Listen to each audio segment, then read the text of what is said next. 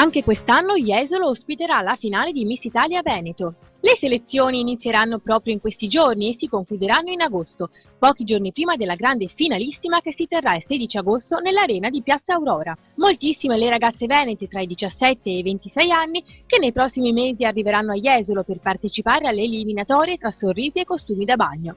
Le giovani selezionate accederanno alla finale e la vincitrice volerà direttamente sulla passerella di Salsomaggiore. Nonostante la delusione degli scorsi anni in cui la città e la giunta dell'ex sindaco Francesco Calzavara avevano inutilmente lottato per spostare il concorso nazionale dalla città romagnola al centro di Jesolo Lido, continua la collaborazione tra Miss Italia e il comune jesolano, che rimane la tappa unica del concorso a livello regionale.